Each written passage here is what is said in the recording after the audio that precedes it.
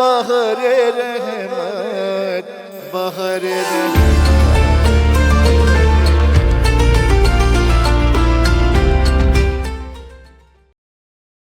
اعوذ باللہ من الشیطان اللعین الرجیم. بسم اللہ الرحمن الرحیم.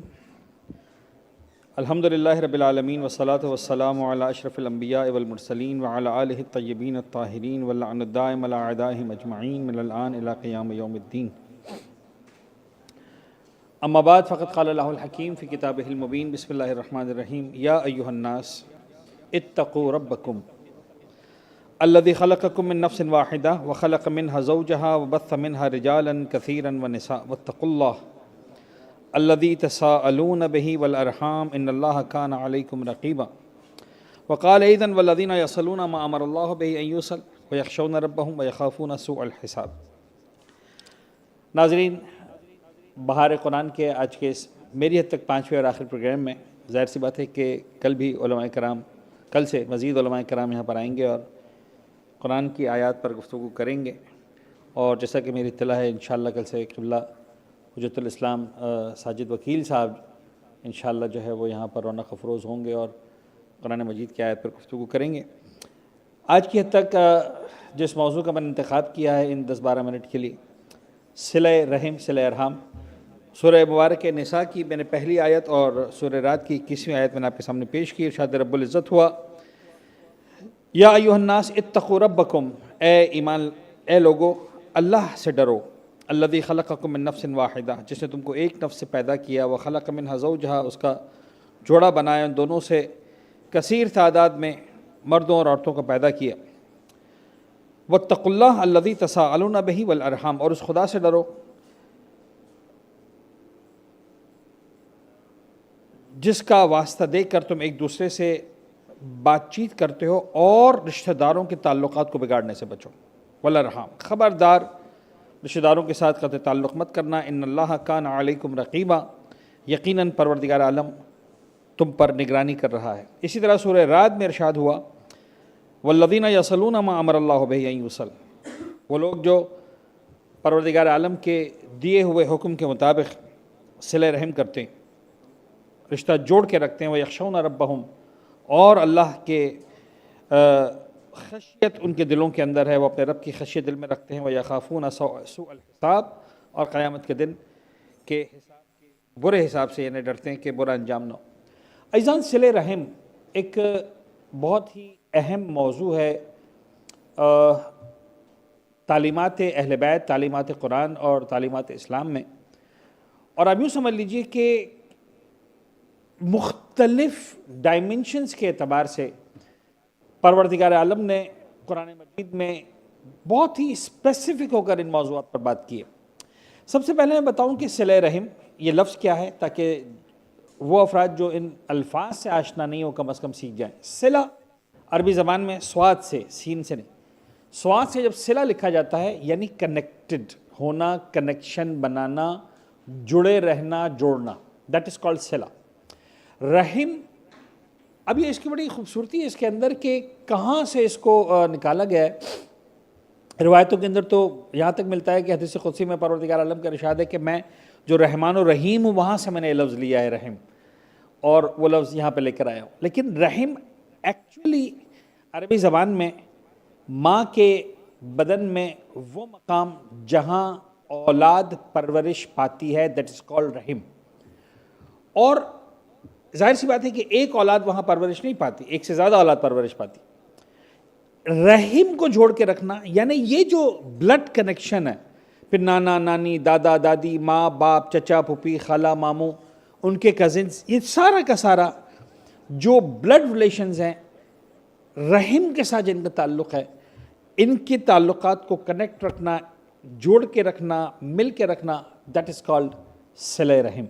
تو اگر اس کا آسان ترین ترجمہ کیا جائے کہ صلہ رحم کا ترجمہ کیا ہے، تو صلہ رحم کا مطلب ہے رشتہ داروں کے ساتھ، نزدیکی رشتہ داروں کے ساتھ بہترین تعلقات بنا کے رکھنا اور ان سے جڑے رہنا، ان سے رشتہ داری کے اس رشتے کو نہ توڑنا. میں آپ کو بتاؤں کہ اس کی امپورٹنس کے حوالے سے کہ ایک مقام پر، بلکہ ایک مقام پر کیا، جب مولا کائنات کی اس مہینے میں شہادت ہو رہی ہے، 19ویں رمضان کو جب مولا کے سر اقدس پر ضربت لگی ہے اور اس کے بعد 21ویں رمضان کو میرے مولا اس دنیا سے رخصت ہوئے ہیں، تو اکثر پڑھا بھی جاتا ہے، اب یہ خطبہ، یہ وصیت نامہ بہت زیادہ پڑھا جاتا ہے اب الحمدللہ، کہ امام نے ایک وصیت نامہ باقاعدہ تحریر فرمایا ہے، تقریباً 1.5 صفحے کا وصیت نامہ، اس حالت میں جب امام کے سر اقدس پر ضربت لگ چکی ہے خون، اور جو آپ نے مصائب میں سنا ہے کہ حالت یہ ہے کہ امام جو ہے اپنی زندگی کی گویا آخری سانسیں لے رہے ہیں، وہاں امام جب لکھتے ہیں بڑا پریسائزڈ جو ہے وہ امام نے وصیت نامہ لکھا ہے، وہاں پر آخر میں 2 جملے لکھے ہیں، یا علیکم بالتواص، امام فرماتے ہیں کہ علیکم بالتواصل والتبادل وایاکم والتدابر والتقاطع، امام فرماتے ہیں خبردار اس بات کا خیال رکھنا، علیکم بالتواصل والتبادل، تمہاری ذمہ داری ہے تواصل، جڑے رہنا، والتبادل، یعنی امام تو صرف صلہ رحم تک، یا یوں سمجھ لیجئے کہ اگر اس کو ہم نے علماء کی لینگویج میں کہوں اچھی تفسیری کے طور پر، یا ذکر اخص بعد العام کے طور پر، امام فرماتے ہیں کہ صرف تواصل نہیں ہونا چاہیے کہ جڑے رہو، بس تبادل، بلکہ ایک دوسرے کو تحفے دیتے رہنا، نوازتے رہنا، یعنی ایک تو تم جب ملو گے تو چاہے وہ ایک سلام کے ذریعے سے ہو، یہ روایتوں کے الفاظ ہیں، چاہے وہ سلام کے ذریعے سے ہو، چاہے وہ مسکراہٹ کے ذریعے سے ہو، تو وہ تو تمہیں کنیکشنز کو جوڑ کے رکھنا ہے، لیکن اس کے ساتھ ساتھ تمہاری زندگی کے اندر جو ہے وہ یہ بھی آنا چاہیے کہ تم ایک دوسرے کو تحفے دیتے رہو، علیکم بالتواصل والتبادل وایاکم والتدابر والتقاطع، خبردار تدابر مت کرنا، تدابر کرنا یعنی ایک دوسرے کی طرف پیٹ کر لینا، یعنی کنایہ ہے کہ ایک دوسرے سے رشتے توڑ لینا، پھر امام اسپیسیفکلی کہتے ہیں والتقاطع، خبردار تقاطع مت کرنا۔ ایک بڑی زبردست روایت ہے ہمارے 5ویں امام حضرت امام محمد باقر علیہ السلام سے، اور چوتھے امام سرکار جو ہے وہ اپنے بیٹے امام محمد باقر کو وصیت فرماتے ہیں، اور وہاں پر امام ایک جملہ ارشاد فرماتے ہیں، بڑا زبردست ہے یہ، امام فرماتے ہیں 5ویں امام سے کہ بیٹا وَإِيَّاكَ وَمُصَاحَبَةَ الْقَاطِعِ لِرَحِمِهِ، بیٹا خبردار سب کچھ کرنا، خیر سب کچھ کرنا تو ہم مبالغاتی ترجمے کے اندر کرتے ہیں، ورنہ امام نے فرمایا ایاکا، خبردار اقامت کرنا، وَمُصَاحَبَةَ الْقَاطِعِ لِرَحِمِهِ، خبردار جو اپنے رشتہ داروں کے ساتھ قطع تعلق کر رہا ہے اس کے ساتھ جو ہے وہ دوستی اختیار مت کرنا، اس کی مصاحبت اختیار مت کرنا، اس کے ساتھ اٹھنا بیٹھنا مت کرنا۔ پھر امام اس کی ریزننگ کرتے ہیں، فَإِنِّي وَجَدْتُهُ مَلْعُونًا فی کتاب اللہ عز وجل فی 3 مواضع، اس لیے کہ میں نے قرآن مجید میں 3 مقامات پر یہ دیکھا ہے کہ پروردگار عالم لعنت کر رہا ہے اس انسان پر جو رشتہ داروں سے قطع تعلق کرتا، یعنی پروردگار عالم کو قطعاً پسند نہیں ہے کہ انسان اپنے رشتہ داروں کے ساتھ قطع تعلق کرے۔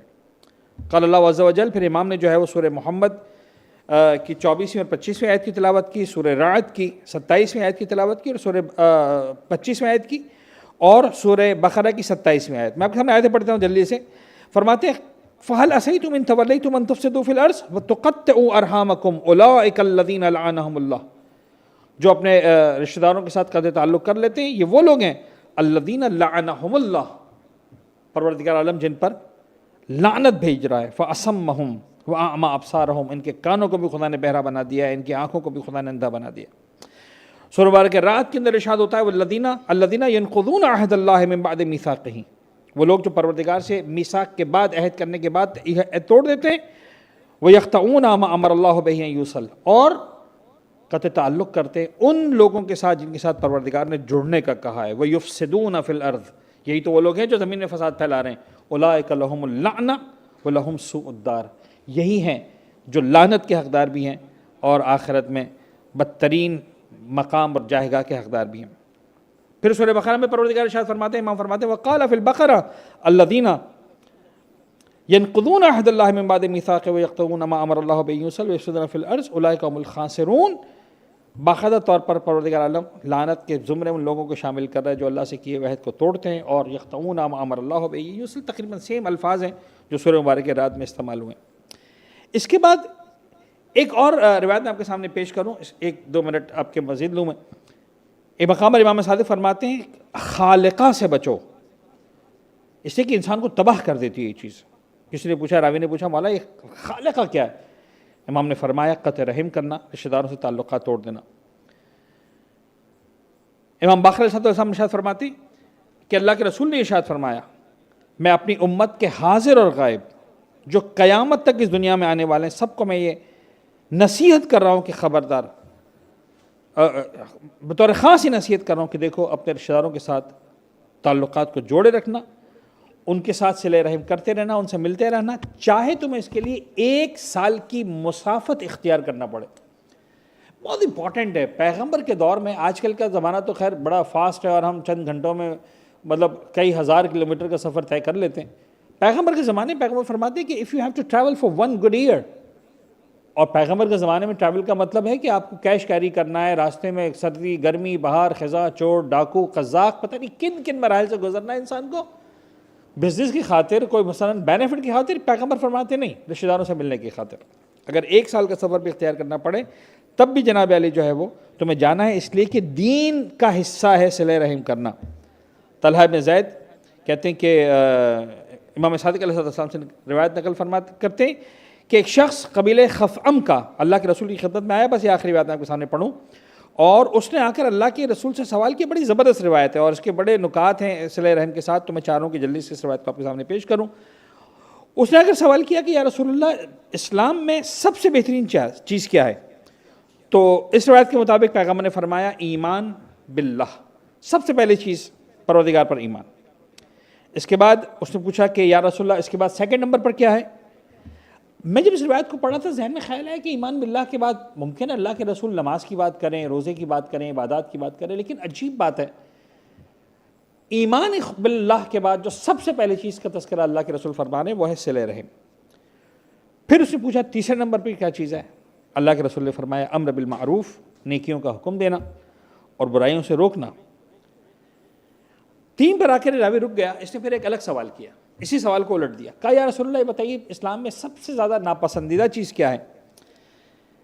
پیغمبر نے فرمایا الشرک باللہ، کسی کو خدا کی ذات کا شریک قرار دینا۔ اس نے عرض کی کہ یا رسول اللہ اس کے بعد کیا ہے؟ اب یہاں پر اسی کے کنیکشن میں اللہ کے رسول نے ارشاد فرمایا قطع رحم کرنا، رشتہ داروں سے تعلقات جوڑ لینا۔ یعنی شرک کرنے کے بعد سب سے زیادہ ناپسندیدہ عمل جو رب العزت کی بارگاہ میں ہے وہ ہے رشتہ داروں سے تعلقات جوڑنا۔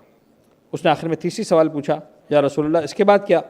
تو امر بالمعروف و نہی عن المنکر کے بالکل برخلاف پیغمبر نے فرمایا امر بالمعروف تھا اچھائیوں کا حکم دینا اور برائیوں سے روکنا۔ پیغمبر نے فرمایا کہ تیسری بدترین چیز ہے برائیوں کا حکم دینا اور اچھائیوں سے روکنا۔ رب العزت کی بارگاہ میں دعا کرتے ہیں، ماہ مبارک رمضان ہے اور بڑی رفتار کے ساتھ اس پہلے عشرے کا آدھا حصہ میرے خیال میں آج مکمل ہوا، آج 5واں روزہ۔ مجھے نہیں پتا تیسرا عشرہ مکمل ملنے والا بھی ہے اس سال کے نہیں، بہت زیادہ اس بات کے امکانات ہے کہ شاید 29 روزے کے بعد عید ہو جائے۔ تو ہم یوں سمجھیں کہ بڑی رفتار کے ساتھ جس مہینے کا انتظار کر رہے تھے اپنے اختتام کی طرف بڑی رفتار کے ساتھ بڑھنا شروع ہو چکا ہے۔ ہم سوچ رہے تھے کہ رمضان کا مہینہ آئے گا، 5ویں تاریخ آ گئی پالنے والے۔ ان لمحات میں، ان ساعتوں میں تو اپنے مہمانوں کو، اپنے ان روزے دار بندوں کو، روایتوں میں کہ سینکڑوں ہزاروں لوگوں کو جہنم کی آگ سے آزاد کرتا ہے، ہمارا نام ان جہنم کی آگ سے آزاد ہونے والوں میں بحق محمد و آل محمد شامل فرما۔ ہماری عبادتوں روزوں نمازوں کو قبول فرما۔ معبود جیسا رمضان تم کو گزارتے ہوئے دیکھنا چاہتا ہے ویسا رمضان گزارنے کی توفیق عنایت فرما۔ وآخر دعوانا ان الحمدللہ رب العالمین۔ بہر رحمت، بہر رحمت، بہر رحمت۔